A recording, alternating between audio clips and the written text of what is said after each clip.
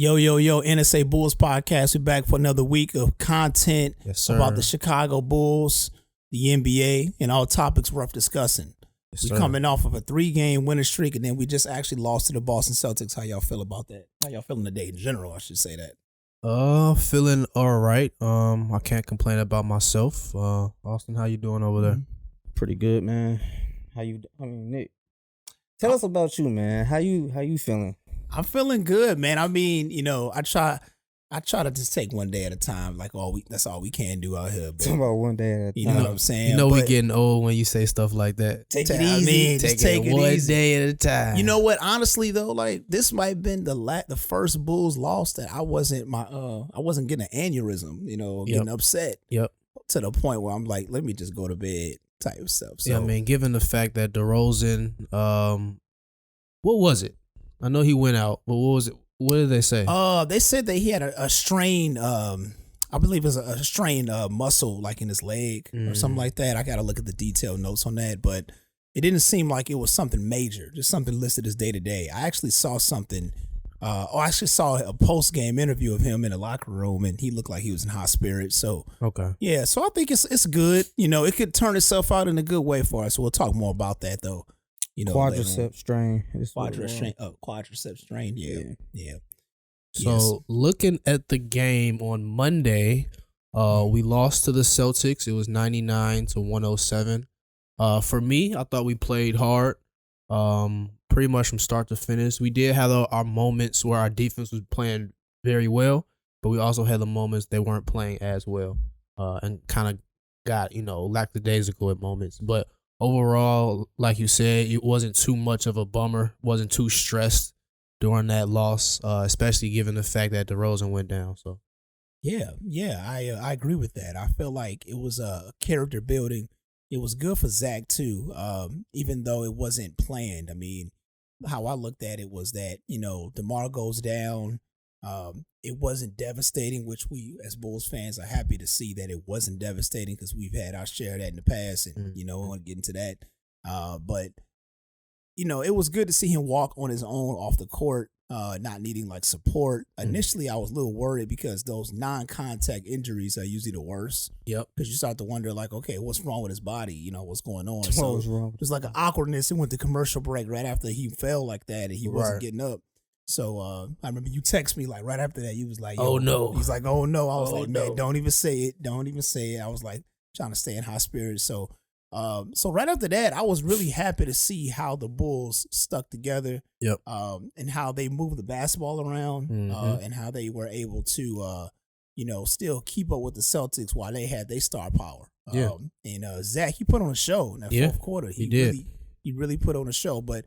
The thing that obviously you could take away from these things is, what can we improve on? I mean, the Celtics came out with the victory on some lucky bounces that we saw with Al Horford and all things considered. But I also felt like our second chance rebounding, like we got to limit second chance rebounding. Mm-hmm. That is an Achilles heel for the Bulls because they give up so many offensive rebounds, on the other end, so where their defense get tired. So I feel like it should be more of an all hands on deck. So that's the only thing I say. Overall, I feel like they played a good basketball game for what they could, handle what they had to deal with. Yeah. So that's how I look at it. Austin, how'd you look at the game? What happened with the Celtics? What I come from? I mean, this is what I say. It's a blessing in disguise. It can be a blessing in disguise with Demar DeRozan being out.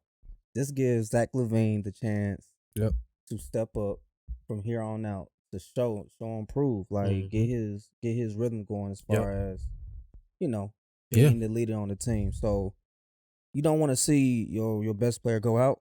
I'll say it like that. But moving forward, I think this will be a good opportunity for Zach LaVine to plead his case and be the man. So I was really pulling for Zach in that game when he caught fire in that last quarter, the fourth quarter.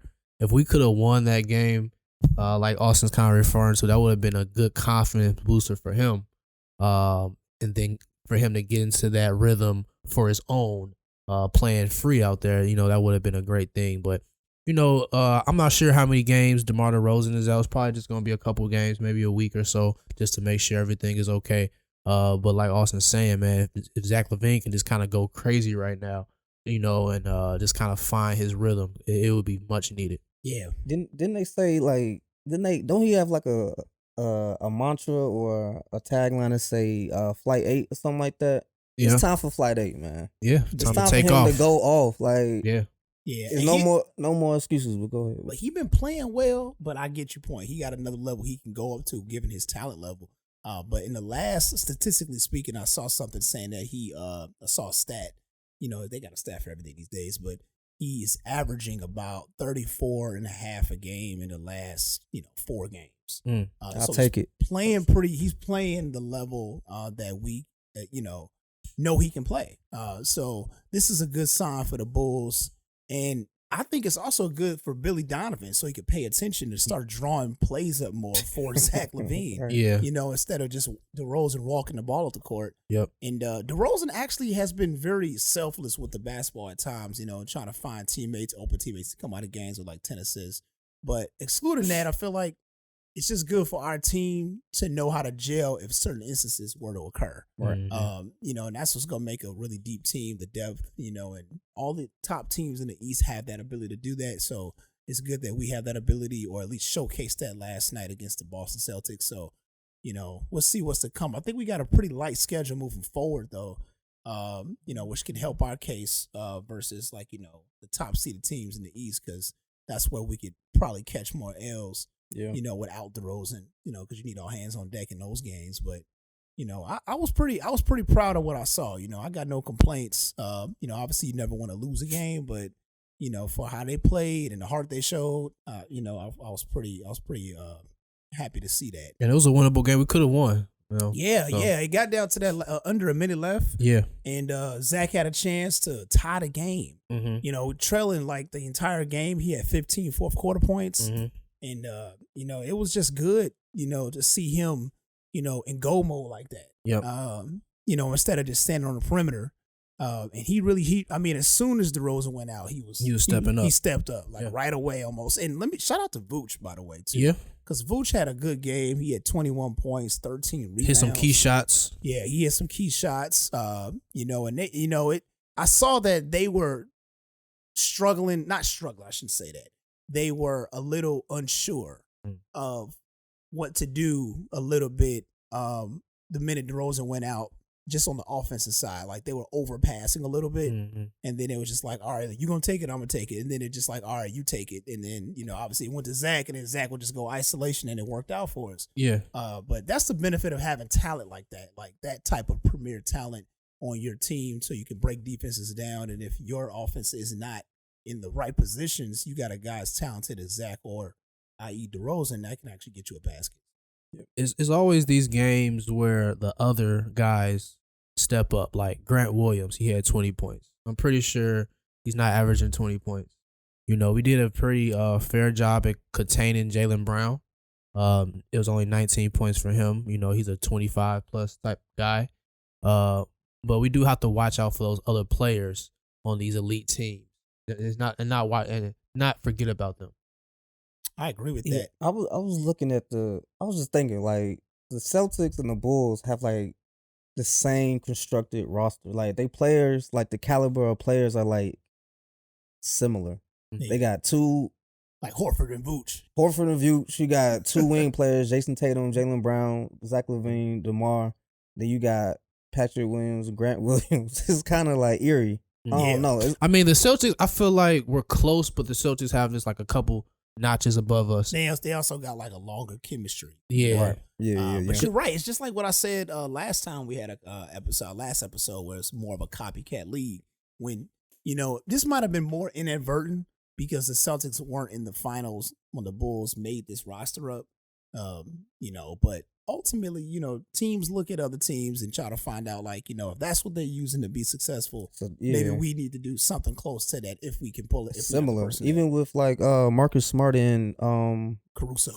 No, I was gonna say Lonzo Ball. Yeah, like a defensive guard that can hit the three, and you know what I'm saying. That's like, a good point.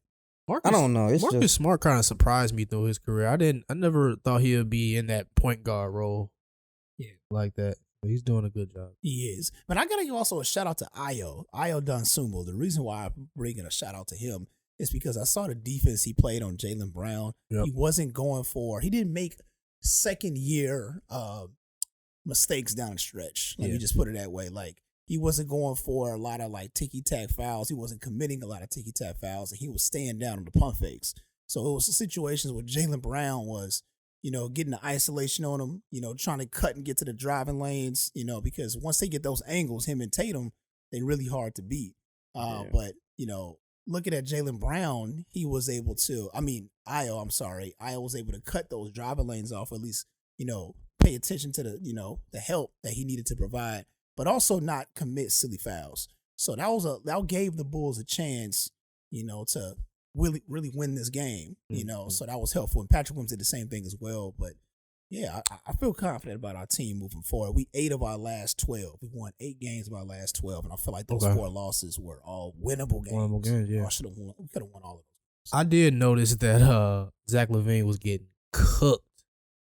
Cooked by Jason Tatum. Oh, it was a segment. I saw that. Dude, oh my God. It was like, yeah. It just felt, after a while, it was like he's about to score on him again. Yeah, it was moments in that game where I saw that Tatum ran off for like 8-9 points, maybe more. Straight on Zach though. Like, but today's league, and I'm not saying this because as a point at Tatum, but they really want to make sure that the shooter has landing space, right? Yeah. So I saw a lot of contests where it's like you just basically jumping, but you aren't really like trying to like block that shot for it. Yeah. Which means because you don't want to get in a collision because they're gonna call the foul. Harder to guard. Yeah, it's so harder to guard these shooters now, man. You know, which is why the league got so much scoring going on right now. Zach LaVine didn't have a chance, man. Yeah, that's what it seemed like. Out there on the island. He was out there on an island. Yeah. And they played good defense together, but it was like those individual moments. It was tough. Yeah. Tough to watch. Yeah. It is. But, the Bulls can hang with the top teams out there. Yeah. And that's all you can really ask for because, once you got the talent, it's just a matter of execution down the stretch.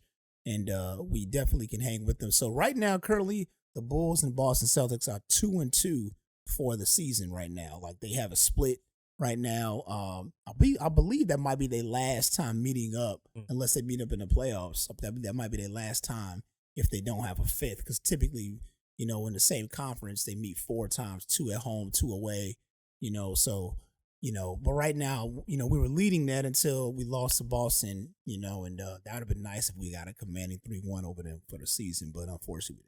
So we stepped it up in the last couple of weeks. The Bulls have been playing better. You said 8-12 in the last. Yeah. They 8-12 in their last 12 games. They won 8 of their last 12, and ever since they had that embarrassing loss to Minnesota, where Minnesota put up 150 points, they really stepped it up. Yeah. Zach has stepped it up as well. Everybody has stepped it up. There's little nuances that you just wish they can improve on. Mm-hmm. Mine's that I can't stand is the second chance opportunities they allow the other team to have because it just kills your defense. But just be able to seal the rebound. Like they go through a lot. Like I think it was one situation that one commentator said that it took them over a minute to get the rebound. Like it was like a possession on the Celtics end where they had the ball for 45 seconds. So it was like basically like they drained one shot clock out and almost basically drained 2 because it's 48 seconds for 2 shot clocks. Yeah. 45 seconds, So they basically got to the 3 seconds on the shot clock and gave up a layup for that second one, that second chance opportunity. So it's like it really drains out your defense. So defense and rebounding, those are the things you always need to win, deep playoff games and just win in general. It would have been good if we were able to carry on a 3-game winning streak to 4, obviously. But, but we still have to be, thankful that we did have that streak because we have been playing better. Yeah. So, Austin, in your opinion, what are some things that changed? Like, how do the Bulls start snapping out of that trance they were in and playing better? Sure, I'm gonna give it up to Zach LaVine. I think he's really stepped it up. I don't know. I think it's from that podcast where we was dogging him, man. Yeah, he must have heard. He had a horrible home game, like when his family's out there. Yep. Ever since that game, man, he been stepping it up, and his 3-ball has been like lights out. immaculate. Yeah, Like, it's been. And was that the same game they had like a little riff raft in the locker room? No, that was a I didn't different hear about game. that. Like he was going through a really bad stretch, I believe, the first couple months of the season. Yeah. Some people attested to like his trying to ease him back in because, he had just got this contract, and then Bulls fans were just like, okay, are you not playing? Like, he wasn't there for the opening game. And, it don't take much for Bulls fans to get upset. Let's just put it that way. Right. I believe you said $200 million role player. Yeah. Like, and then after that, he's just like, Yeah. And you don't want to be that guy. You don't want to be that guy. I mean, his talent is so, he has enough talent. So the criticism is warranted when he's not playing up to that level. But yeah, he's been playing up to that level. So, I can give criticism, but I can also give praise. So I'm just ready for the Bulls to get above 500. I know. Once they crack that above 500, I mean, there's no reason why the teams like the Knicks, Pacers, even the Heat, like, man, we're gonna have to like win some games too, because we're like 2 games from the AC. 2 games back. 2 games back from the AC. We don't want to be anything in the 7 through 10 because that's all playing. Right. What we want to do to make sure this is pretty much a successful season is be right where we were at last year or better. So 5 if we or can 6. get to the 5 seed, which I think is still doable. I mean, I don't believe the Pacers are going to be able to hold this on for the rest of the season. I don't believe that can happen. And I also don't believe. Wait, you say you don't believe who? The Pacers can hold that seed that they're in right now. Right. So the Knicks as well. I mean, Julius Randle and the Knicks. I mean, Brunson just had a good game. Yeah, he's a killer. He had a man. good game, but I feel like the Knicks. They'll probably make the playoffs. So the Heat. This is a little bit of a disappointment. I didn't expect the Heat to be this bad. I mean, they were the number 1 seed last year. They were number 1 seed. Number 1 seed last season. That's crazy. So they are now right now currently at the 9th seed. So 8th seed, I apologize. So yeah, so we're not the only team out there that has expectations that's struggling. So that's helping us out technically that other teams that are typically good teams aren't playing well either. From a record standpoint. What do y'all think was the turning point for the Bulls? Like, I mean, I think that embarrassing loss they had against Minnesota. That 150 piece, yeah. Because it was the way it happened, too. They was laughing and joking and dancing. And Minnesota was clowning on it. That was Zach's old team, too. His franchise team that drafted him, right? So that was December. That's actually a good point. I didn't think about it. December 18th, so around that time. I think it was the little disagreement the players had, and it seemed like it was towards Zach LaVine about a couple weeks ago, maybe 2 weeks ago now. In those situations, like the Boston Celtics last year, I touched up on that in last episode, a couple episodes ago. That can be make or break. If you have the players and they're not seeing eye to eye, that can either elevate your game or just like fuck up the whole season. Mm-hmm. So I'm hoping, and it seems like this is really elevating the game because these guys, they're talented. They know they're talented, and deep down they know they should be playing better. So. Yeah, and they've turned the corner. It's just the record hasn't shown it yet. Right. But if they keep this record, they keep this pace up, they'll easily be over 500. Because we still got like another 40 more games to go. Now, so we'll see what happens after that. As the season progresses, because we're not even at an All-Star break yet. Right. So and close to the All-Star break is the trade deadline. Mm-hmm. So any thoughts on that? It's always speculation. It's always what would they do? It doesn't like the Bulls are not. There was always how should I put this? Like a lot of people out there were projecting that they're gonna blow up the team and start trading pieces away. I'm sorry, I don't believe that's gonna happen. Yep. I don't think the Bulls are gonna do anything for the trade. I don't see them making any power moves for the trade. I could be wrong. I just don't see anybody that they could take on or let go that would make sense at this point. I know they talking about Lonzo Ball is set to come back around that time soon. So I mean, see them you wouldn't trading need, him. yeah, you wouldn't need to make a move if Lonzo Ball is gonna come back. I just wish he don't come back and just stink it up. Would you trade him? He will. Would he's gonna be rusty. I mean, he played basketball like for over a year. Now, would you trade him though? Would you trade Lonzo Ball? Because he might be injury prone. He is injury prone because he had injuries with the Lakers too when he was with his knee. That same knee. That same knee.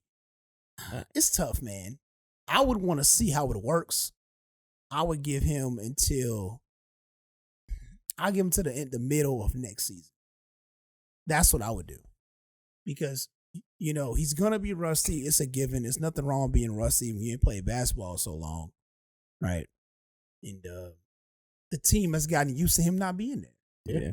You know, that's the other thing about it. They've gotten used to him not being there and getting him, like, ease right back in. Yeah. He got to get the reps. They're going to put the contact drills and they're going to do all kind of stuff before he can even get on the floor. And then when he get on the floor, it's probably going to take him most of the season, the remaining of the season, to even look like the version we need from him. At least he wouldn't have to worry about like a scoring burden if he comes back though, because you got your scorers, so he might be able to ease into the offense in a way that just typical point guard.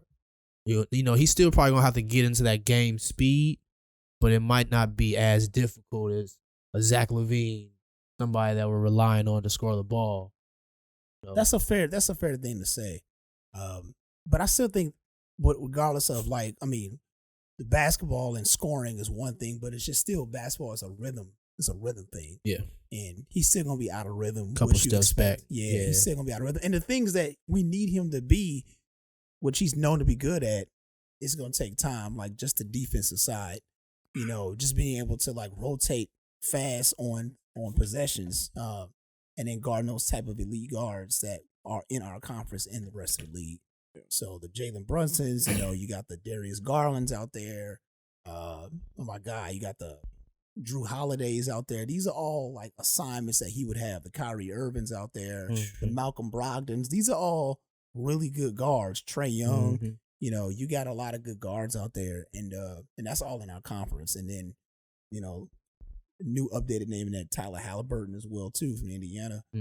So these are the kind of guys that Lonzo would have to deal with or guard, on the perimeter. So I believe it's going to be a rhythm for him to get back into that. But the scoring, you're right. I agree. Now, Austin, what do you feel about the trade deadline? Do you think we should try to make any trades possible, or you think we should just kind of keep our team as is right now? I think we locked and loaded. I think we shouldn't make any trades. Our team is good, man. Especially with the addition of Drummond. Yep. I think our team is set for the playoffs. Like, have your little playoff rotation. Mm-hmm. It's a win-win if Lonzo comes back. That's because Ayo, he'll be back into the second unit and he'll be able to go off. I feel like going against other teams' second options like guards and stuff like that. You still got Goran Dragic, Caruso. I know Javonte Green is out with a knee procedure, but I'm not really impressed about that. Sad, but it's being real. And then shout out to Kobe White. He actually has increased his ball handle. Pause on that, by the way. But he's increased his ability to handle the ball. No matter how you slice it. So I know no matter how you slice it. No, but he's done really good. I'm hearing that he worked on that all summer. Yep. Because he wasn't much of a factor when we went against the Milwaukee Bucks in the postseason. So, yeah. But this season, I'm noticing that he's shooting the basketball more confidently. Yep. He's really filling in and filling voids that when we, need the scoring. And I think he's understanding his role, that we need him to score. Yeah. So he doesn't have to be hesitant, but still make smart plays. Yep. But just go out there with the mindset to get buckets. Yep. What I noticed about Kobe White is he hit shots late in games too. Yeah. Fourth quarter, it don't even matter. He he be draining shots in the fourth. So yep. That's young talent, man. Keep that up. Years old, 6'4". And that's the thing too. Like I was saying before too, it's like we have such a dynamic with the team, defensively and offensively, right? you need offensive wing games, but you need to be able to stop people too. Yeah. It would just be nice if Kobe had a little bit more defensive prowess that like Alex Caruso presents. Yep. But it's not that you can't ask a guy to have the same skill set that somebody else has. Yeah. But when you in these situations where you got like one possession games, you can't afford to give up defensive possessions, but you still need to score. Yep. So, and I feel like he can provide really good floor spacing for our top perimeter players. I mean, DeRozan and LaVine, but you sometimes worry depending on who he has to guard on the other side of the ball. Are you relinquishing something? That's what you worry about. So I think it's really how Billy plays it with him. Is that like how hot is he? Is he shooting the ball really good? If he is, just keep him going. Basically, like if he ain't shooting, then ain't no point in him being in the game. If he in the game, you gotta get him looks. Yeah, but that's why I also be kind of get like not necessarily like upset, but just disappointed. Like sometimes with Alex Caruso because he can't hit open jump shots. Sometimes he does it a little bit, but if he could hit him just a little bit more. But I also feel like too. One thing I notice is that he's not used to playing these kind of minutes. Any other team that he's played on, I heard Billy Donovan talking about that every other team he's played on in the past, whether it be the Lakers, and he was a role player, and he's still a role player for the Bulls, but he has much more responsibility than he had before. Yep. So you could tell he's getting gas in games, but it's like the anchor of our defense. Yeah, he's the anchor of the defense, especially when Lonzo was not there. Yep. And it's just, also he just get nagging injuries. He's always in and out of the lineup. Yeah. And I think that has a lot to do with it too. So you just want him to get used to like that type of time that he's on the court and not get hurt. But it's not a perfect world. This is the things you got to do it as an athlete. So that's what it is. Let's talk about the Eastern Conference. Let's see what's, in your opinion, Nick, who is the best team in the East right now? Best team in the East right now, I'd have to say the Brooklyn Nets is the best team. But obviously they just suffered not a major setback, but just a delay in terms of Kevin Durant being hurt.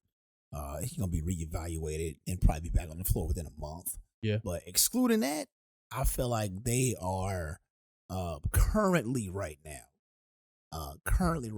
the most dangerous team. So with KD being out though, you think that's gonna mess up some chemistry? You said a month? Probably a month, because they're gonna reevaluate him in about 2 weeks. And with that being said, they're gonna find out like how good is he at that point, and it just depends on who are they playing in that interval, and if are they gonna drop, in that time. I believe Kyrie can hold his own. Yeah. In that, they're definitely gonna drop some seeds. It's possible. It's very possible. I mean, he's MVP candidate. Kevin Durant is, and I mean, Kyrie Irving is definitely gonna put on a show. He gonna kill it, and it just depends on who they playing. I mean, if they playing if they playing Boston, or if they gonna play the Cavaliers, or they gonna play Milwaukee Bucks, hell, they're gonna play us. If that were to be the case in that interval while Kevin Durant is not playing, then I could, chalk it up to the game. We could win those games, or those other teams will win those games against Brooklyn for the most part. So you think with a healthy Kevin Durant, that's the team to beat in the East? I would say, I hate this. I shouldn't say hate. The team to beat is Boston, because they went to the conference. They went to the finals last year. But the hottest team in the league right now is Brooklyn. Do you think that Brooklyn will go a little farther than the Celtics? That's hard to say. It really just depends on the seeding. I feel like the Nets, how I'm looking at it, is they finally got the right coach in there. They had no business playing around with Steve Nash as their coach. I don't even know what the hell they was thinking. I'm like, this dude never had any coaching experience. Yeah. And it showed. It was just a really silly move to just give him that type of power, and he didn't know what the hell he was doing. All that talent. As soon as they let him go and kept Vaughn in there, the coach now, who was always there. He was always there. He was building his resume up. But they play so much better now. And that's how it's going right now. So how I'm looking at it is they got the right coach. They upset how they got swept last year against Boston. They should have a little animosity towards the NBA right now. I feel like they're gonna go into the postseason with a chip on their shoulder, which they should. With the talent that they got. So now, what about the Bucks? Are they, Austin? In your opinion, are the Bucks? Are they not as dominant as we're kind of used to seeing them, or we can't forget about the Milwaukee Bucks? How do you feel? Man, the Bucks are still right there, man. As long as Giannis is healthy, as long as they got Middleton, they right there. I mean, like they 2.5 games from the best record in the East. So, and they got Giannis on their team. So, man, come on now. Let's just keep it real. Like the Bucks is definitely a threat in the East for sure. Now, another question: which conference is tougher in your opinion, Austin? Because the way I look at it, I'm looking at the top 3 teams in the East right now: the Celtics, the Knicks, and the Bucks, and those teams are tough. Now in the West, you got the Nuggets, the Grizzlies, and the Pelicans. I think the West is going through a transformation of power. You got teams like the Warriors still like dropping. The Suns are playing terrible for some reason. You know what I'm saying? Like the teams that we're used to seeing. Yeah, it's like flip. Like a couple years ago, like the eighth seed would have been the first seed, and then the first seed would have been the 8th seed. Yeah. Low key. Like a little bit. I mean, you know what I'm saying? Like I don't know. Ways. I mean, yeah. Lakers not in the picture. I would say the East is a better conference. And I would say the East is tougher because you have these teams that are like solidified in these top spots. In the West, all right, the Nuggets I say they're a solidified team, but they have to prove something because they're finally healthy. All right. The Grizzlies, for me, they have a lot to prove. They're like a spark of energy, but at the same time, they haven't really done much. Ja Morant, we kind of already touched on how we feel about him. He has much more to prove. And the Pelicans are a new face top team. So, the East is a little stiffer competition. Yeah, especially with Donovan Mitchell going to the East with the Cavaliers. That was, I don't know. I ain't want to give it to him, but Cavaliers have a nice core. Like they got nice players, man. Like they a tough team. I don't want to see them in the playoffs. No. Even though they like the Bulls should be in a division. Yep. I feel like that'd be a good test for the Bulls to match up against the Cavaliers at some point in the playoffs. But they a tough team, man. But I think we can beat the Cavaliers in the playoffs. They are a tough team, but I think we could beat them. Like the way the Bulls are playing right now, they could beat the Cavaliers in the playoffs because those 2 games, those are very winnable games for the Bulls against the Cavaliers. And I mean, you can't take regular season and just like teleport it over to the playoffs and expect like you're gonna get the same results or you're gonna get what you expect. So I get that, but yeah, truth be told, the Bulls should not be this bad. I mean, I know they got players out, and I know they got they off to a slow start, but they should be way better than they are right now. There's no reason why the Bulls shouldn't be like top 4, top 5 in the East. Like they should be championship contender team. Like they should be a championship contender team on paper, I would say. Well, I mean, they only been together for 1 year, but I get your point though, talent wise. But the thing is the Celtics, they've been conference finals and finals. You know, they got like the they got the chemistry and they got like the playoff battles. And then you got the Nets, who are recently constructed, but they got those two offensive assassins, 2 Hall of Famers on their team. Exactly. And then they got Milwaukee Bucks, recently won a championship. Exactly. So I mean, the Cavaliers are just really the one that springboarded in there because last year they weren't even a thought, but now they are because of the talent that they have. I mean, they were good last year, but they were in a play-in situation last year. But then they get Donovan Mitchell, like you said, and that's what changed things. So, so in your opinion, Nick, the East and the West, which conference is tougher? It's a lot of parity in the league right now, which I really appreciate. See that. And, which is what we want. We don't want to, like, just automatically a foregone Top, conclusion. yeah, you don't want a top going to the heavy finals. Yeah, but I will say this. There are some shaky things on both conferences that you just don't know, like Indiana for the East, Sacramento Kings for the West. These are good teams, but you just didn't expect them to be where they at. That's what I'm trying to say. Everyone else outside of that, you expect them to be in the playoff hunt. Now, seeding, that's another story. Like, Right. You don't expect the Suns to be currently at the 8th seed right now. No. Clippers have really played bad. They can't keep their top guys healthy. They don't keep them in the lineup at the same time. Whether Paul George played, Kawhi's hurt. I mean, not hurt, but he's just not playing, and vice versa. The Warriors have lost almost every game at home. I mean, on the road. 3-16 on away. Yeah, exactly. And they've won They basically are unbeatable at home. But they're the opposite at home than they are on the road. So That's crazy. we'll see what happens as the season progresses. But to answer your question, though, I know I'm like long-winded on this one. I probably would go with the Western Conference. Really? I go with the Western Conference, but it ain't by much. The reason why I say the Western Conference is because, I don't know. This is a really good question. I can understand where you're coming from. This is a really good question, man. Because looking at the East top 8 and the West top 8, like you got the Knicks in there. Yeah. And the Knicks got good pieces. But yeah.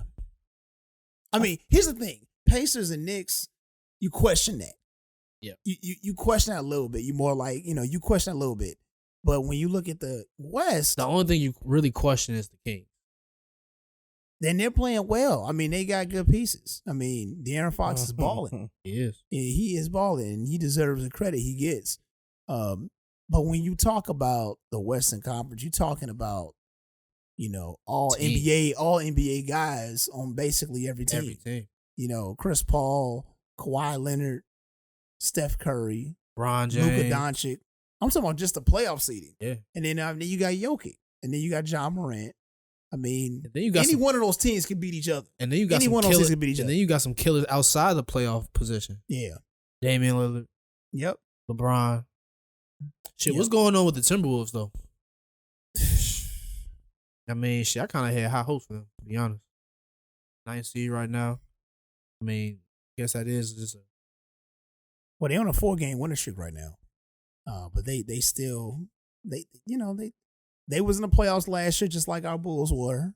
First round, they got eliminated just like we did. And then we basically got like the same record.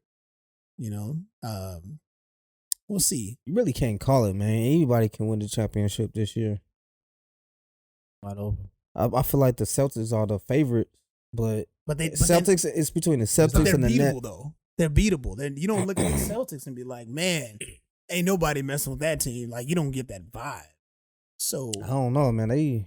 Who do you want to win the championship this year? the Chicago Bulls. Besides the Bulls. Well, if the Bulls don't even make the playoffs, who would you be okay? Oh, the Bulls will make the playoffs. I'm just saying, what if? What if? I kind of want to see the Nets get a championship if the Bulls can't get one. I don't want anybody in our conference to get a championship. I want Cleveland to get no championship. Central Division rivals, like, I don't see that.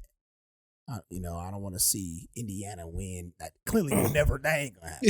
Like, Damn. they ain't gonna entertain that. And it's something about Philly. I don't want to see Philly win. You don't or do? I don't want to see Philly win. Damn, you don't see nobody I win. want to see Philly. I probably would agree with you on that one. I don't want to see the Celtics in our win. conference. Yeah, if you had to pick one. If it isn't the Chicago Bulls, I'm fine with the Nets. If it isn't, now I'm only fine with the Nets as long as they don't beat us. Yeah. As long as they ain't taking us out. If they take us out, then the hell with the Nets. So I would say the Pelicans, man. That would Pelicans or the Memphis Grizzlies, just because they like small market teams. Oh, that's And what they- you would want to see. Yeah, I mean, and they got good talent, exciting players and stuff. Like, I think the Warriors might win.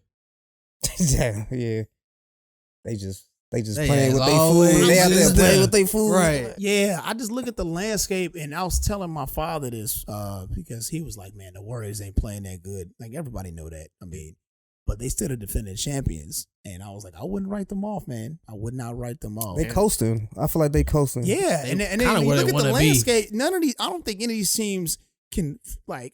You just confidently feel like they could beat them in a 7-game series. Yeah, that's how I really feel. You really like It's you like they- you really gonna be like, yeah, I really think they're gonna beat them in 7 games. It's like they Beat 'em controlling 8 their games, record, 2 bro. games. Okay, yeah. It's like they controlling their record. Like they want to lose at home. Like they trying like the most outlandish kind of lineups and plays on the road, and then at home they just show everybody like, come on now. This is how we really play. Well, you know what the thing though is that if they stay at those seedings like that, it could be a tougher road to the finals. That's Maybe- why everybody that's what wants I'm- to be the top seed because then you get the home court advantage. But then at the same time, you've seen a lesser opponent in like the first round. Then the second round, your second round won't be as grimacing as like somebody who is in that 6th seed. You know, the 6th seed, you got to go against the 3rd seed, and then at the 3rd seed, you know, They ain't afraid yeah. of none of them teams, they're and that's afraid. what I'm saying. Like the Warriors are probably so confident and disrespectful that they don't care about having a tougher road to the playoffs. That's true. I mean, at this point, They just feel like they're completely gonna win battle-tested. every year, especially if they're healthy. Yep. Yeah, at that point, after you won so many championships, it's just a matter of can we just be healthy at the right time? They just probably getting the young guns ready, prepared. You know what I'm Yeah. saying? Giving them, I don't follow the Warriors like that, but Mhm. I get that sense. Like Steph Curry's out. He They haven't have- been playing in the past couple games. Like The fact they have 2 Currys now, damn near Jordan Poole, Curry man. Jr. Bro, how the 2 hell? Currys. How the hell they luck up like that? Scouting. Yeah, that's what it comes They down scouted to. that dude. It's talent everywhere. Talent not on just on the floor, but off the floor. Knowing what to look at. Know how to read talent. How many times we criticize people like, man, how the hell you not know this dude is going to be this talented? I mean, your brother do it all the time, which he got some valid points that the Bulls giving up Laurie marketing. And Laurie put on a highlight. They just don't. I feel like the Bulls don't allow. They don't give players the right space to grow. It's like they stunt their growth and they just get rid of them. Well, I also feel like Yeah. it changes that answer. I'm okay with based on who we talking about. Some people deserve to be traded. Yeah. Like in the last 10 years that like you're like, oh, they play good here, but it's like some people they only play better when they realize that another team didn't want them. Yeah, Like they have to be right. they have to be in these like dire street Yeah. situations. Like it's almost like how should I put it? It's like an employee that's about to get fired on the final, right? If an employee's about to get fired, all of a sudden they get their act together. Right. But this Employee of the version, month. you wasn't doing that initially. Exactly. So that's sometimes with some players. Now there are times though the culture is just not right, depending on the player you're talking about. For Laurie Markkinen, he played good for us, but he was here for 4 years. He was under Jim Boylan, and Jim was a terrible basketball coach. I mean, he was. I mean, let's just call it that. He was terrible.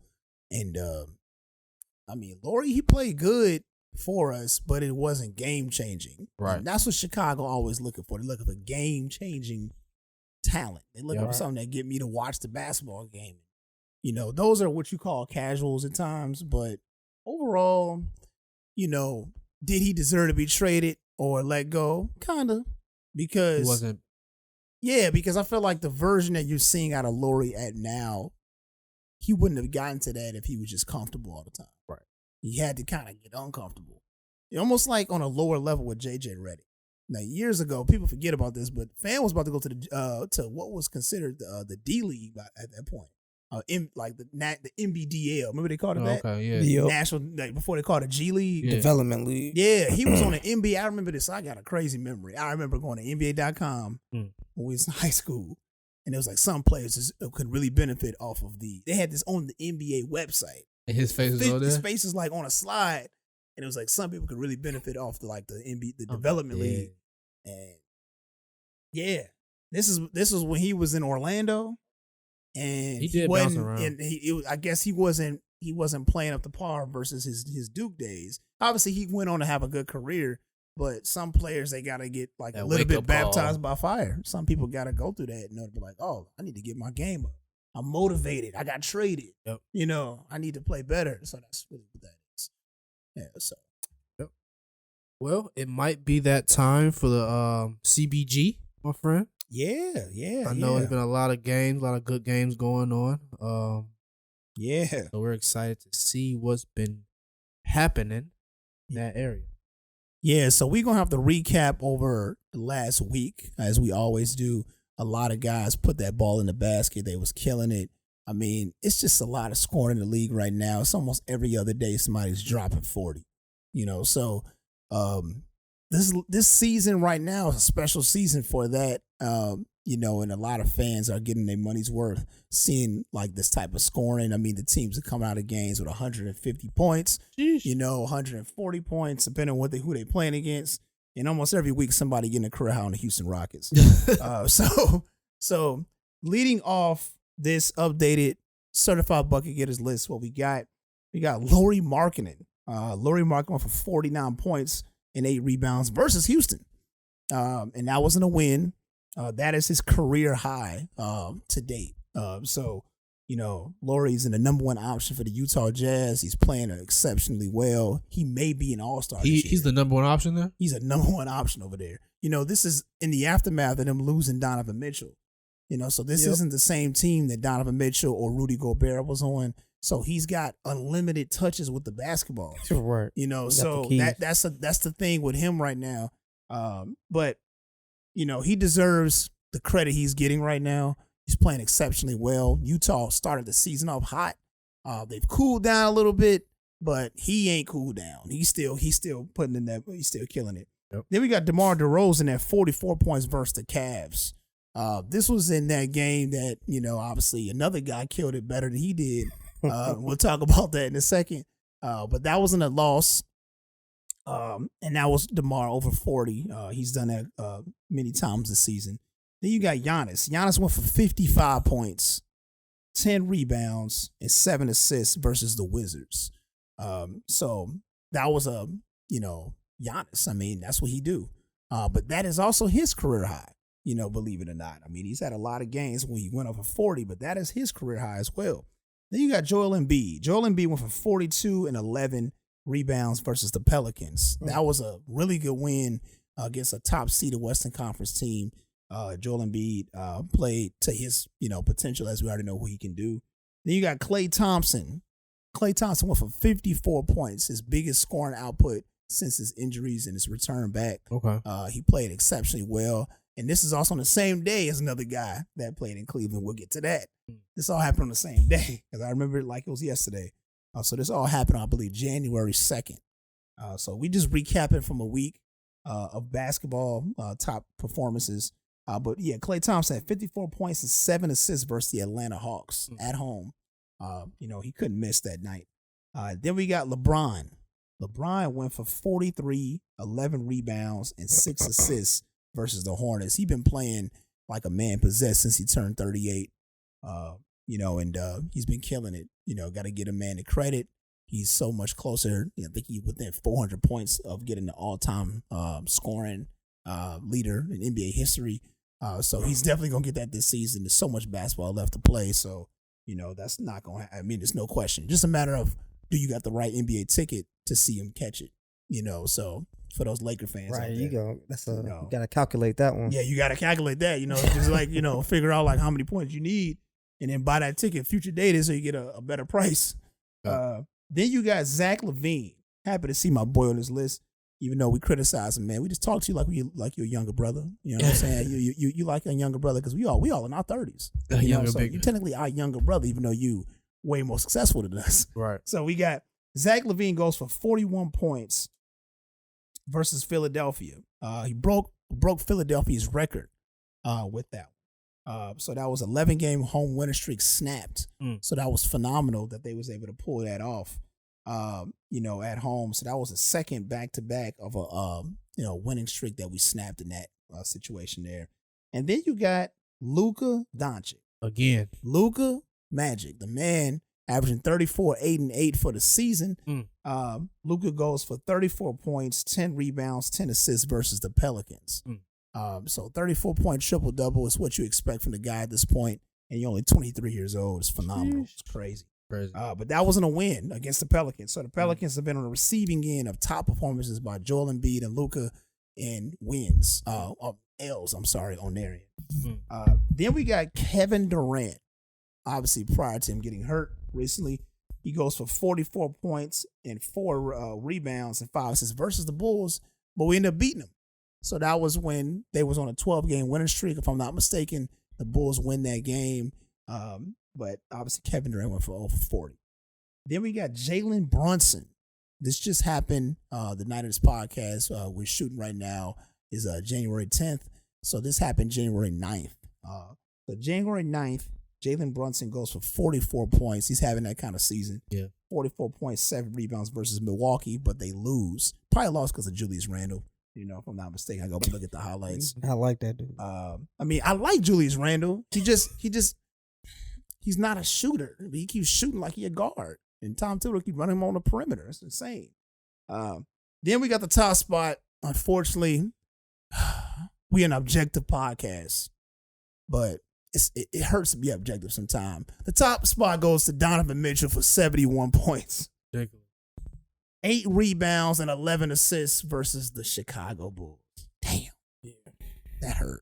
It hurt to say that. I hope that I'll never have to say that for the rest of the season. A top performance goes to our team. I hope I don't have to say that for the rest of the season. But Donovan Mitchell, he accumulated a combined 90 points for the Cleveland Cavaliers, in assists and scoring. So basically, he got 100 points from damn stuff. Dan has scored everything. Yeah, so he was on one. And that shouldn't even happen because the lane violation that wasn't called, and the 2 lane violations called on Caruso, if that was called fairly, the man would have finished with 56, which is still a lot. But 71 is just, that puts you in another stratosphere. So Kobe shit. Yeah, exactly. So he tied with David Robinson in 70-point games. That's a name people don't even bring up like that. But 10 points shy of Kobe. And I believe he finished like 4th. David Robinson had 71, right? Or 70. Yeah, he had 70 and 71. I think he put it twice. I got to look back in the history books and look, but that's incredible, especially back then. Yeah, and he wasn't shooting threes. No, he wasn't. He was going for the scoring title. He was within it. So San Antonio kept feeding him the ball. This is towards the last games of the season. So he was literally in a battle with Shaq. And him and Shaq got a little small beef for back in the day at that time. I don't know if it still exists now. Yeah. But you don't really hear too much about David Robinson. No, you don't. You don't. And that's what lets you know, a lot of times it comes down to marketability with these players, right? So David Robinson got a lot of adulation and love in his heyday, but it wasn't transferred over to new generations because, he was just in the shadows. He's a really nice guy. He don't have no tattoos. He don't do nothing off the wall. And that's how Tim Duncan gonna be. I mean, Tim Duncan is renowned as the best power forward in the history of the game. But he, him and current players like Jokic, they got that appeal with them that it's not sexy basketball for those casuals out there. So they're not pulling up their highlight reel. You're not looking at what they do. Yeah. They box stats, but you don't look at the games like that unless you really a basketball purist like that. So question: did you know LeBron James' middle name was Ramon? Raymond. What in the heck? It's funny you bring up these names like that because not until 2-3 years ago did I realize Steph Curry's first name is Wardell. Damn, that's so Steph. So you said Steph Curry, but that's really his middle name. Middle name, okay. So and then Ja Morant's name is something crazy. I can look at it. Names of basketball players, basically. These dudes got basketball player names. Yeah. Dimitri, Jamal. He sound like he could have been a wide receiver in the NFL with that name. Yeah. So another episode in the books. Yeah. A great one. We discussed a lot of different things. Next episode, I want to kind of get into the LeBron and Michael Jordan debate a little bit. I think it's time to bring that back up. It comes up all the time in all the sports shows. And it'll definitely resurface itself back when he gets the all-time scoring record. Yep. And you're going to have people want to bring it up. And, we'll definitely got to bring that up. Why not? Got to join the cesspool of everybody. Cesspool. LeBron. So Mike versus Ramon. We'll see. Jeffrey versus Ramon. Yeah. But all right, guys. Thanks for tuning in. Please like, share, subscribe to our podcast, NSA Sports Podcast. We'll see you next week. Peace. Peace.